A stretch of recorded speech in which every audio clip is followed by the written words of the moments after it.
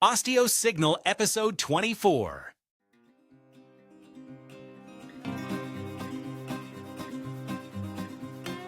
This is OsteoSignal with Neil D. O'Neill, a podcast exploring how your body's natural design connects with osteopathic science, translating complex signals into practical insights so you can truly thrive. Welcome to the OsteoSignal podcast. This podcast is about understanding how the body actually heals, how structure, physiology, and internal signaling systems work together to determine whether someone is struggling, surviving, or truly thriving. My name is Neil O'Neill. I'm a clinical osteopathic manual therapist and physical therapist. My work focuses on translating complex physiology, neuroendocrine signaling, biomechanics, immune regulation, and nervous system function through hands-on interventions. This takes us into hands-on clinical methods that help restore adaptive capacity in patients. Much of my perspective comes from years of clinical practice combined with training in translational research, where the goal is to bridge the gap between the laboratory science and what actually helps people recover function in the clinic. And joining me today, helping guide the conversation, is Brent Mayberry, our podcast facilitator. Brent is an engineer by training, which makes him the perfect person to ask the kinds of questions that many listeners are probably already thinking, helping translate some of the deeper physiological concepts into a language that is clear, practical, and understandable. Hey, Brent. Hey, everybody. Okay, so today's episode is a story about a high-level female endurance athlete who had already overcome more than most. But eventually, she reached a point where even her well-adapted system began to fail. So in the last podcast, we really discussed ferritin and transferrin. So I'd like to do just a brief synopsis. It won't take us long. Let's just do that right now. As we talked about in the previous podcast, we want to reframe iron physiology, iron metabolism, specifically ferritin, which is your storage protein, and transferrin, which is your transport protein. We want to follow those through both a clinical and systems-based lens with a strong emphasis on athletic performance and recovery. So that's why we're going to use this information to follow our patient through her journey. At its core, the discussion highlights that iron is not just about anemia. It is fundamental to oxygen delivery, mitochondrial energy production, neuromuscular function, and endurance capacity. Even in the presence of normal hemoglobin, disruptions in iron storage or transport can significantly impair performance. This framework is built around three critical layers: iron availability, that's what ferritin does for us. Ferritin, a protein, reflects stored iron reserves. Low ferritin limits the body's ability to sustain performance under stress, leading to fatigue, decreased endurance, and impaired recovery, especially in athletes with high metabolic demand. Iron transport, transferrin, another protein, governs the movement of iron to tissues. Alterations in transferrin or transferrin saturation can result in inadequate delivery of iron to muscles and organs, even when total iron appears sufficient. Iron utilization, how the system functions, the most important and often overlooked layer. Even when iron is present and transported, the body must be able to use it effectively, which depends on circulatory efficiency, respiratory mechanics, diaphragm function, gastrointestinal absorption, nervous system regulation. And this is the part osteopathic manual therapy helps the most in, is making the container and the ability to transport fluids throughout the body efficiently, making that effective. Okay, key clinical insight. Iron dysfunction is often not a single variable problem. It reflects a broader system issue involving inflammation, which can trap iron in storage, gut dysfunction, which reduces absorption, autonomic imbalance, affecting metabolism and recovery, and mechanical restrictions, impacting oxygen delivery and perfusion. So let's go through those in an osteopathic manner. Inflammation in an area, if an area, like say a joint or a certain area of your body, is being irritated on a regular basis, there will be edema, swelling in that area. And that really, takes up all the oxygen, takes up lots of oxygen, and it just allows biochemical processes to go forward that produce inflammatory states, right? So the whole body starts recognizing this. And that way the iron is not able to come out of the ferritin. It's just stored in that molecule that protein that holds onto it, and it can't get out because the signals to let it out can't get to it. Gut dysfunction is one area that you can have a lot of inflammation. People have all sorts of dyscrasias or gluten intolerance, et cetera, et cetera. So first off, there can be inflammation there, but it also, that inflammation in the different layers of the gut, particularly the inside of the gut, reduces the absorption. So often someone's numbers come back, all the numbers for their iron come back, and the doctor says, oh, just eat more of this or eat more of that. The problem being that it won't matter how much the patient eats if they can't absorb it across the gut wall. So that's a real problem. And that's why, as an osteopathic manual therapist, I work on the gut wall. We do visceral manipulation. We try to get the edema out of, and you can kind of think of it this way. I am a physical therapist, and so I work on muscles all the time. And these are just tubular muscles contained in a sac. And if the fluid can't get out of the sac, or it can't get out of the different layers to the external layers to go through the sac to be absorbed and reprocessed, then that inflammation sits there and continues to irritate the entire system. Then on a And so would that just prevent, the proper, I think you mentioned before, that it prevents signaling from getting, to where it needs to go, but it also acts as a physical barrier, if I'm not mistaken, right? For things to get absorbed properly. Right. That creates a biofilm, as we've talked about in previous podcasts, that biofilms, if they're not the right consistency, become barriers to transport of fluids, electrolytes, proteins, oxygen. So yeah, it just really makes the whole process much more difficult and slows it way down. And your body's really fighting multiple battles trying to really function with extra weight on its back. So then the mechanical restrictions, if the diaphragm does not fire evenly one side to another, if one hip is what we call upslipped, people say, oh, one leg's shorter than the other. More often what happens is that the leg that looks short is that it has jammed up into the spine. And so we call that an upslip. So getting that to come down out of there, and there's multiple factors on that concerning that. So far as the diaphragm, the hip flexor muscles, the quadratus lumborum is a big part of that. How does the sacrum and the L4 function? Part of the pelvis are the ilia, the two hip bones, the upper parts of the hip bones. How do the hips function? How do the knees function? How do the feet function? If all those aspects don't function properly, you don't drive fluid up away from the ground and back up into the heart and lungs and kidneys and back into the whole circulatory system. So that can be a real problem. And that affects the body's ability to circulate blood and deliver oxygen to where it needs to go. Exactly. Now you start getting a body-wide problem, or the problem that you do have begins to spread. Especially like, those people who have swollen ankles, swollen legs, or swelling in their abdomen. They just can't drive that fluid out of there. And then they're always so backed up that they're getting rid of the oldest of fluid, but they're not getting that new bad fluid is being put on there that's supposed to be processed right away. So the efficiency and the timing of the whole system is thrown off. All right. And did you mention autonomic imbalance? I did not. I mentioned that. And so the Okay. sympathetics and the parasympathetics, the sympathetics are fight or flight, but they also shunt your blood. Like, hey, we're under duress here, so we're going to shunt the blood to our muscles, as opposed to we're going to shunt the blood away from our intestinal tract. Well, the less blood you have going to that area, the less of this stuff you can pick back up, the less that it drives health, oxygen, proteins, nutrients. So that autonomic imbalance, if it maintains an imbalance over time, what we would call high sympathetic or high parasympathetic tone, you don't get health. The health comes from those two systems going back and forth and working off of one another to maintain the system.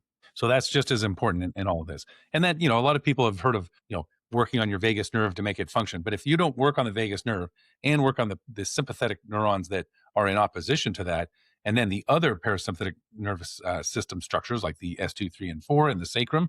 So that's parasympathetic. There are more parasympathetics up in your head.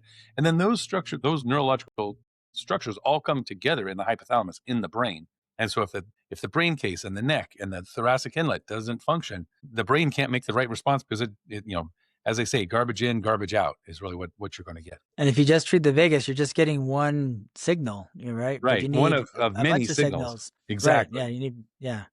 Okay. You can't just say, hey, violinist, if you're at the symphony, you don't just tell the violinist, hey, you just play and do this or this, and that'll be the whole symphony. People would be quite upset. They want to hear the orchestra. They want to see how it comes together.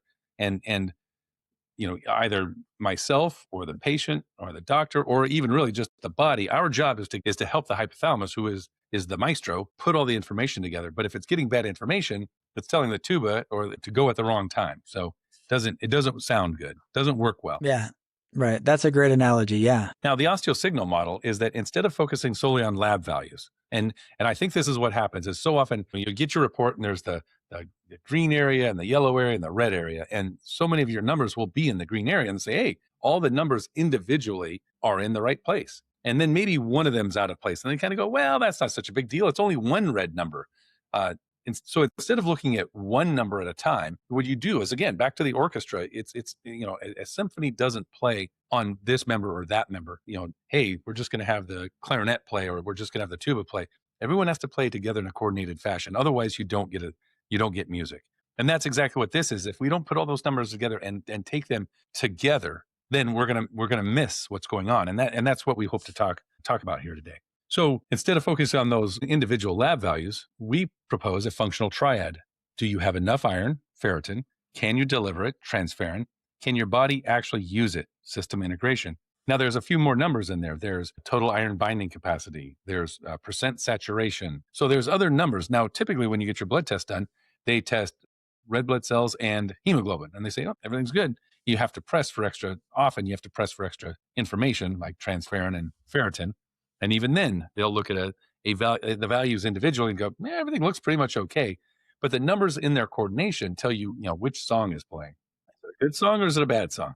Okay. So failure at any level results in reduced performance, slower recovery, persistent fatigue. So our practical takeaway for athletes and patients alike, symptoms such as fatigue, plateaued performance, or poor recovery should prompt evaluation beyond hemoglobin alone. A more complete assessment includes ferritin, transferrin, and saturation, percent saturation. System level contributors, inflammation, gut health, autonomics. And those are a little necessary blood tests. You can do like C-reactive protein. That is one blood test for inflammation, but just looking at areas of inflammation in the body, and then on to gut health. Like, well, is that inflammation in the abdomen, malaffecting gut health? Or what is the patient's overall health? What is their description of what they can eat, can't eat, how they do with foods? Are there certain foods they do poorly with? And then again, what's their tone? Knowing about their life and what are the things going on? How much stress are they under?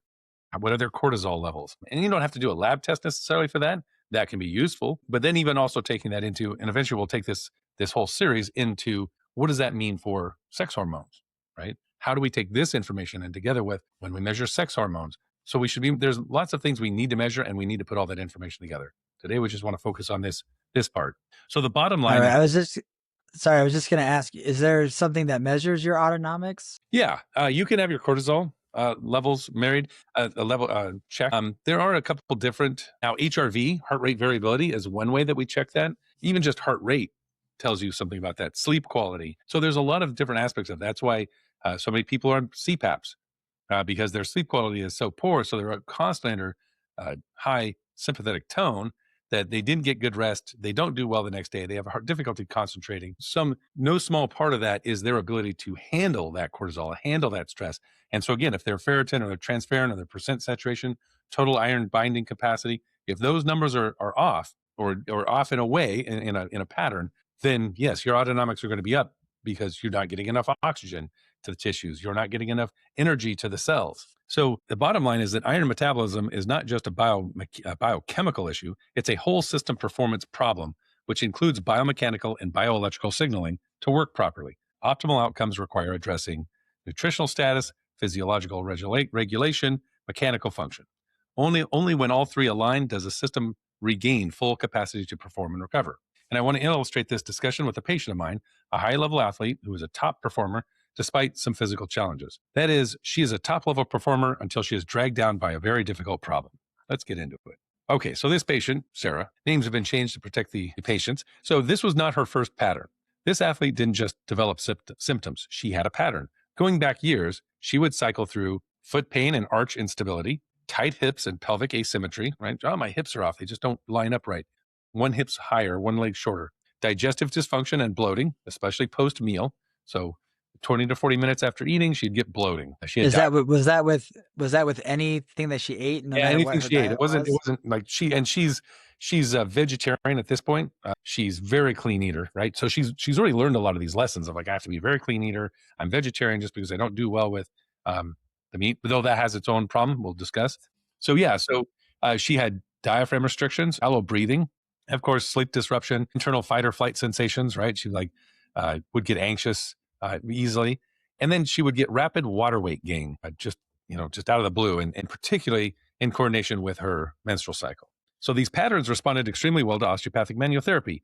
So one of her big issues was polycystic ovarian syndrome. She had a lot of tension and bloating in her abdomen in this area. And so working through the muscles of her pelvis, pelvic floor, her psoas, her iliacus, as her abdominal muscles, just even her abdominal viscera, getting her whole pelvis to function properly, making sure that pelvic floor and that tailbone function does that sacrum isn't able to go side to side like it's supposed to. Okay. And so we mechanically work over these structures, right? If this sacrum gets stuck in one position and it can't flip back and forth, it doesn't drive fluid on the front side And that happens particularly if one of these organs, say an ovary, in this case, she had polycystic ovarian, and lots of um, cystic ovaries from a long time ago, and something she'd been dealing with since she started menstruation. So we had been working through that and dealing with that, and really had gotten her moving and functioning really well. And so, yeah, she had responded really well. So when treated appropriately, the foot mechanics normalized, her cuneiform and tibialis posterior, cuneiform is one of the foot bones, pelvis and psoas balanced out, diaphragm released, digestive organs regained their mobility, and she had returned to high level endurance performance. She competing in triathlons, doing marathons. I mean, this lady was just killing it. She trained consistently. She functioned at a really high level. She's got a high level job. She's traveling back and forth internationally all the time. So she goes and trains in very fun places. So she had a system that was managing, but not fully resolved. Even at her best, the system was not always fully fixed. It was well adapted. And that distinction matters because periodically, the same deeper pattern would reemerge. Every once in a while, post-meal stomach pain, low energy despite training, anxiety and internal stress would come back, weight gain despite caloric control, a sense that fuel wasn't being used effectively. She would just get fatigued. So this already suggested something deeper going on, a system that was struggling with absorption, regulation, and recovery. She wasn't absorbing her nutrients.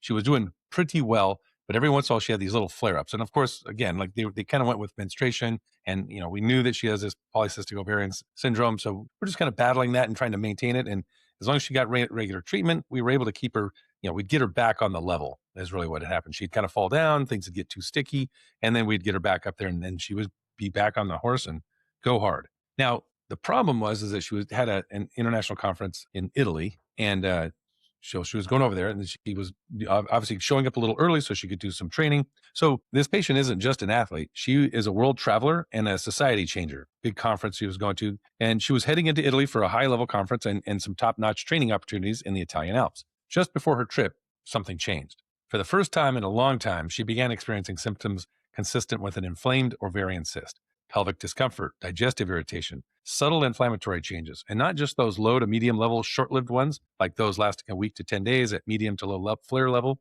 This was new and important because now she was experiencing a layered level of symptoms. She had endocrine disruption and inflammatory load onto an already highly stressed endurance system. And again, this lady's a high flyer, so her stress load, her cortisol load, is already pretty big.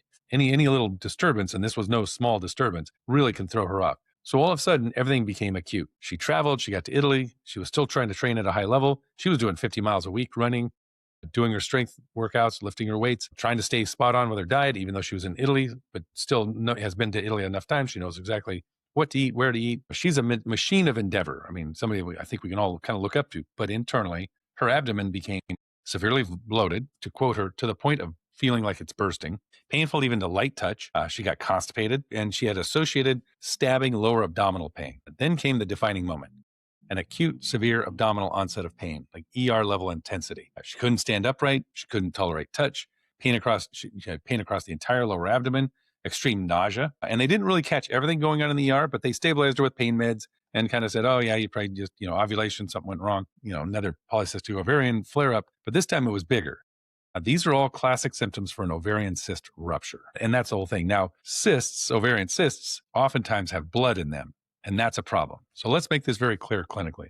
When a cyst ruptures, blood and inflammatory fluid are released into the abdominal cavity because the ovaries are in the abdominal cavity, not the pelvic cavity. You have to go through the oviduct to get to the pelvic cavity. So this fluid irritates the peritoneum, the wrapping of the intestines, and the intestines themselves on their outer layer where all the nerves and blood vessels are coursing. It disrupts motility, absorption, lymphatic drainage, and local circulation. So obviously absorption, not only can you not absorb very well because of the inflammation, but even if you did absorb it, you couldn't move it through the system and get it to the liver where it belongs. And importantly, this is not just a reproductive event. It becomes a visceral systemic inflammatory event. It explains her constipation, pain to light touch, referred spinal tenderness. Her whole low back was really flared up. Now, she actually saw a couple of people because, of course, she's in Italy. I'm not in Italy. And, she contacted me and we found somebody that she could see that looked like they might know what's going on. Of course, she let them know what it was I would do for her. The person was very, very good. They actually did a great job. They did help. So she sought treatment. And here's the difference, though. Some of the treatments helped, but not like before. And why? Because previously, the problem was primarily mechanical and regulatory, right? She had cysts. She had mild inflammation from those cysts, but that came and went with her cycle. It was, other than some tissue that was somewhat stuck together, she could function. Now, though, the system included active inflammatory chemistry inside the abdominal cavity. That's a bigger deal than manual therapy can have.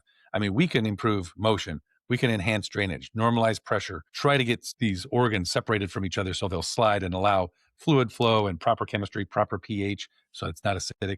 But we cannot remove inflammatory fluid fully or replace the missing nutrients. And once she had gotten herself into this hole where she got too deep in, what we can do isn't enough, right? We need more than that. The response really becomes, that response, the manual therapy, her response to manual therapy, it was partial, inconsistent, short-lived. She was better, but she would be back in 2 days. And then she came back to the United States, and it really became obvious that, hey, look, something's wrong here. So the critical pivot was her lab work. At this point, the hypothesis shifted correctly.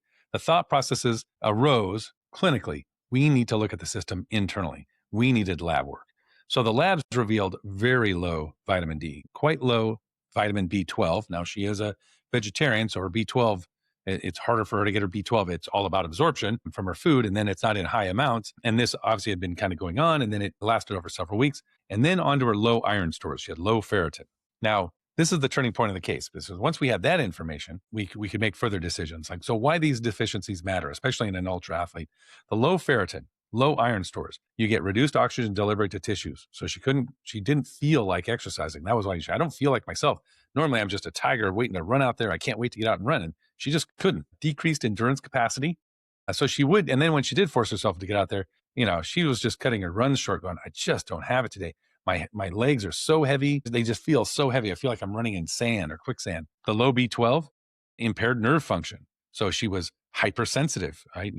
Jittery. She had a bit of a brain fog from the whole process, right? Her mind she was just so her legs were heavy and her brain was heavy, and not a good combo.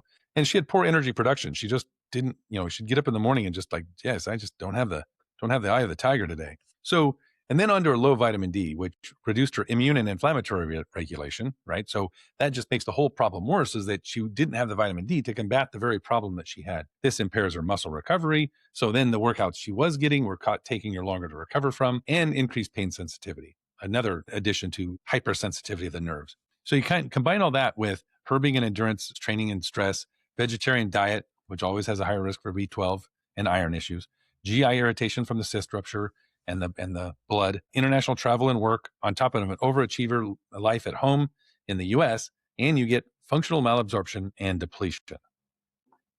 Why she wasn't absorbing? Here's the key clinical insight.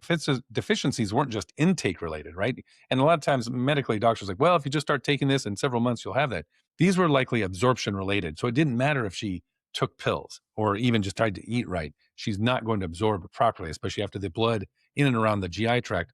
She had kind of lost that ability to truly move nutrients across her gut lumen. It irritates the bowel. Could I ask you a quick question? Yeah, sure. About that? So what about inflammatory fluid in that cavity would affect absorption? Is it just because it's just kind of mixing up the signals, and so the body's responding to all this new, different pH and things and different substances there?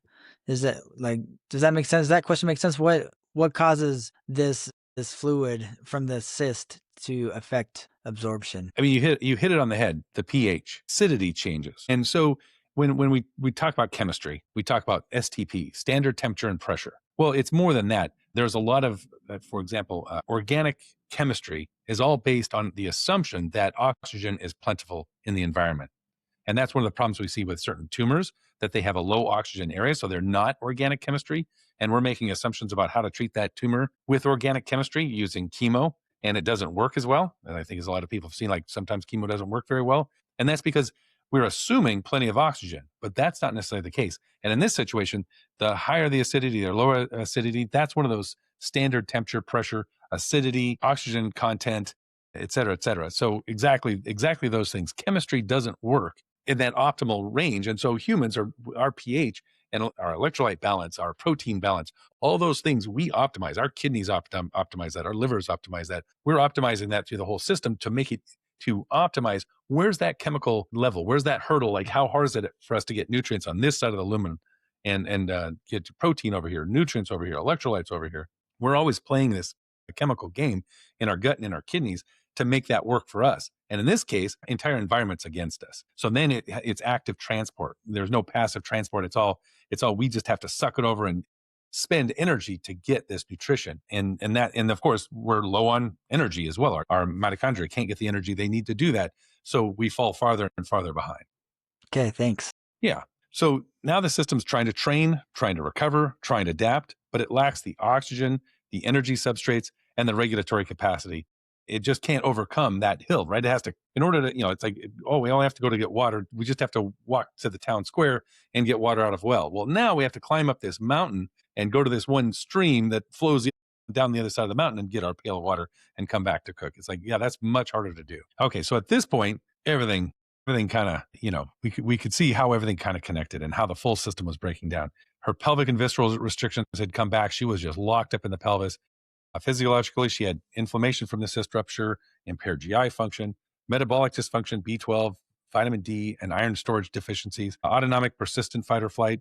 And that's why she felt constant hunger, but no satiety, right? That was the other problem. She's like, I'm just eating stuff and I feel like and I'm gaining weight. I can't follow my diet. Weight gain, despite she was still trying to train, poor performance. And of course, that upset her quite a bit. Anxiety and poor sleep. Either her sleep was off, she was waking up in the middle of the night. And I think we have a lot of patients who suffer from these sorts of things and they don't get heard by the medical establishment, or everybody looks at every number is in the green except for one. It must be mostly okay. So let's just leave it alone. Just eat better. It's not going to answer the question. So we needed a necessary shift in treatment. And this is where clinical maturity really matters. The correct move was not more manual therapy, obviously. We were going to do that. We were going to support, but she needed B12 injections, D repletion, iron restoration.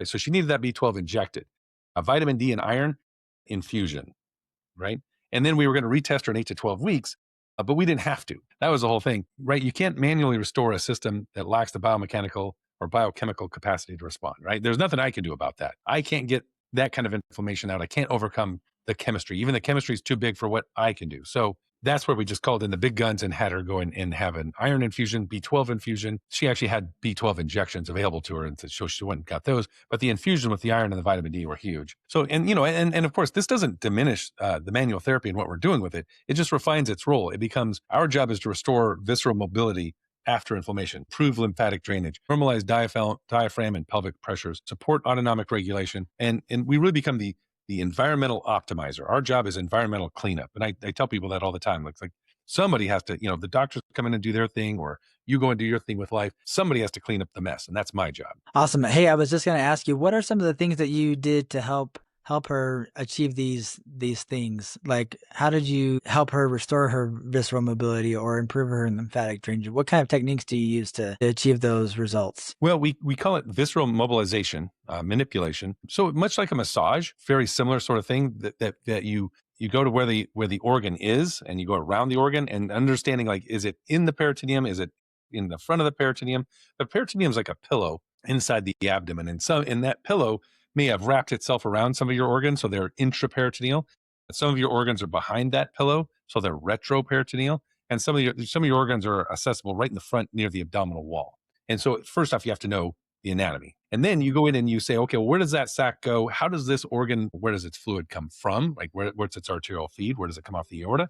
And where does it go to? And so, for example, the aorta comes down the left side of the diaphragm, but the inferior vena cava, the largest vein in your body in the lower half there, goes into the right half. So the left and right diaphragm both have to be malleable enough that blood can come out and blood can go in. Usually the aorta is pretty powerful and will shove blood through, but the vein can get backed up more easily.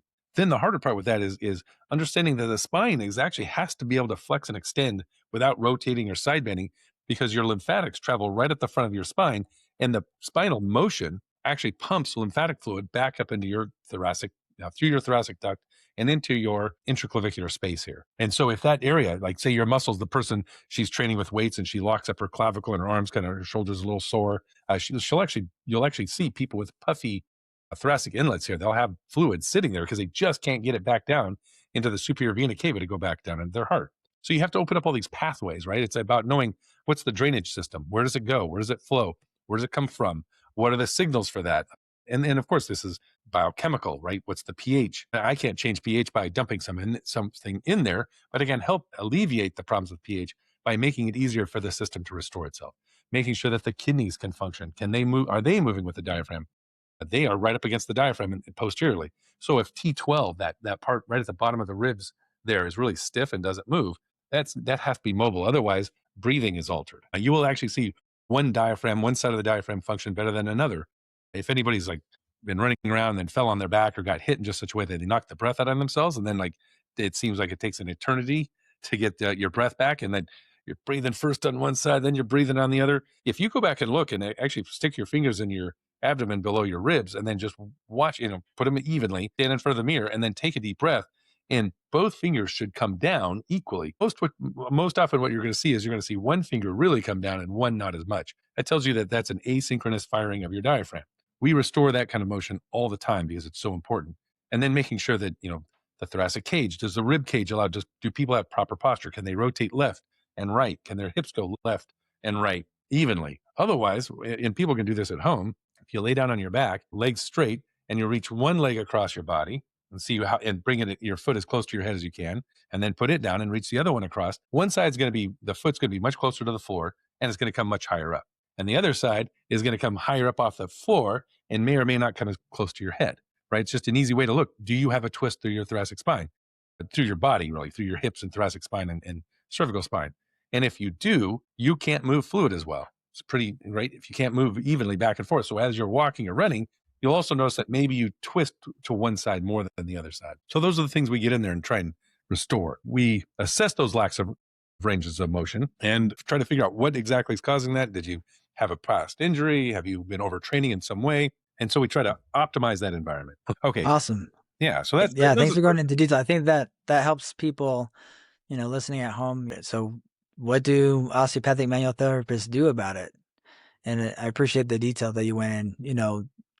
All those different systems working together is what you need for optimal health. Yes, exactly. The better those systems all work together, the more fluidly they move, the more range of motion you have available to you, the better your body's able to do its job. Your environment is optimized for sure. Exactly. Now, one of the things that medicine restores is the internal resources. And we don't just opt for the slow approach. Like I said, this is a high level performer in life, in sport.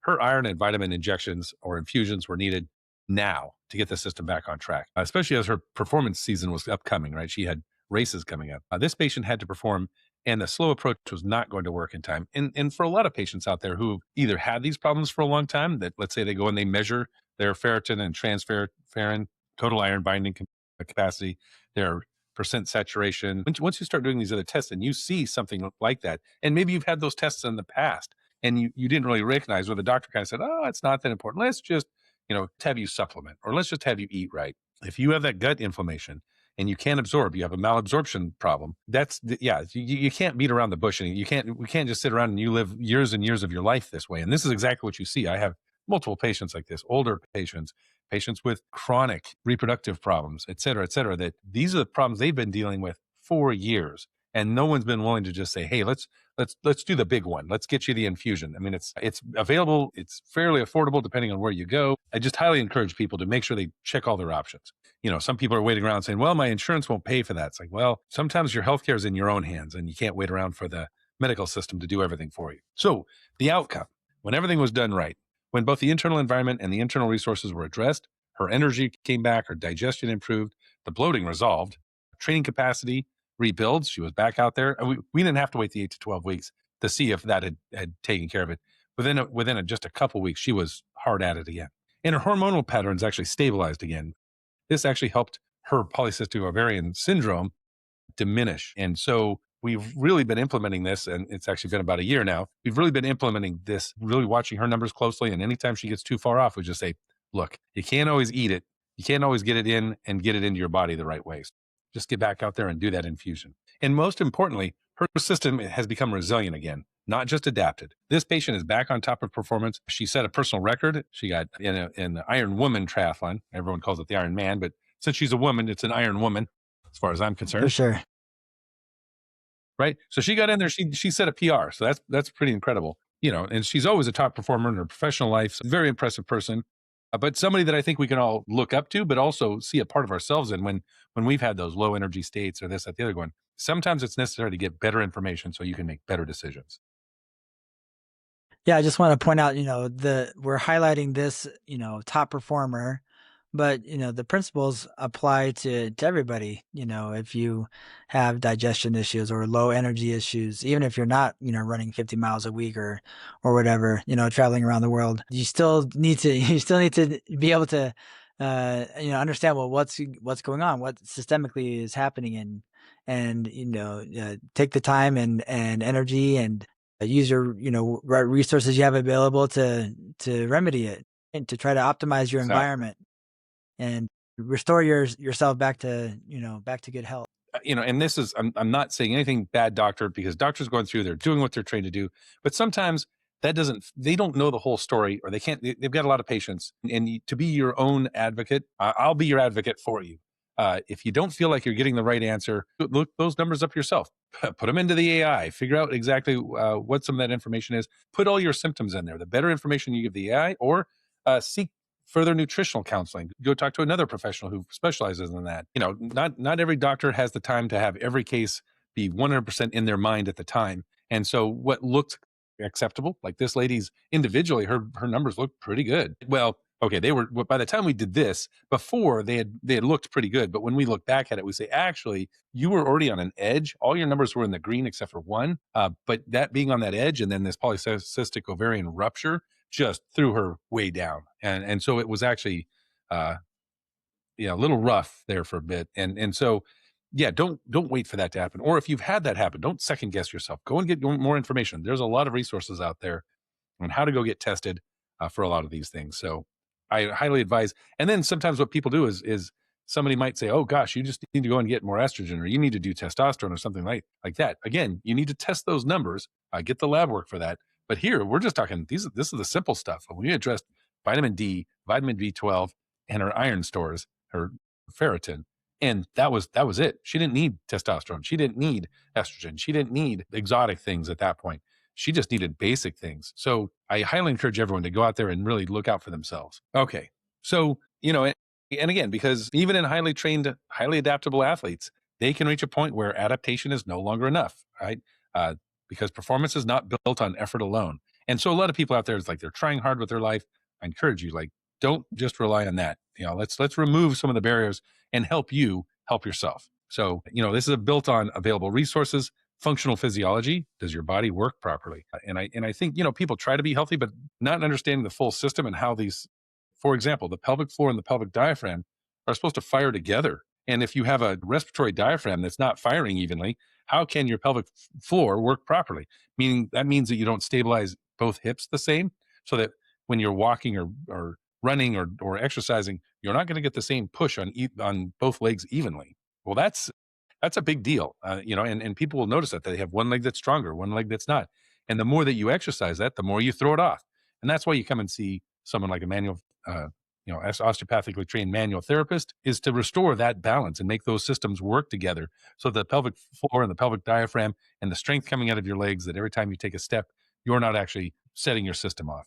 That's why you come see us. But then also you want that higher level information to make sure your system is capable on a baseline, despite a challenge system. All right. So thank you for listening to the OsteoSignal podcast. If this episode helped you understand your body a little more clearly, how symptoms connect, if this episode helped you understand your body a little bit more clearly, how symptoms connect, how systems interact, and why things sometimes stop working, then you're starting to see the signal. And that's where real healing begins. The purpose of osteopathic manual therapy is not to replace medicine or eliminate disease on its own. Instead, its role is to restore adaptability, to improve motion, circulation, neural regulation, and the body's ability to respond appropriately to internal and external stress. When those fundamental signals are restored, the body often regains the capacity to regulate itself. That's the central idea behind the OsteoSignal podcast, understanding the signals that govern physiology and using that knowledge to help patients move towards greater health, including when to refer and ask for diagnostics.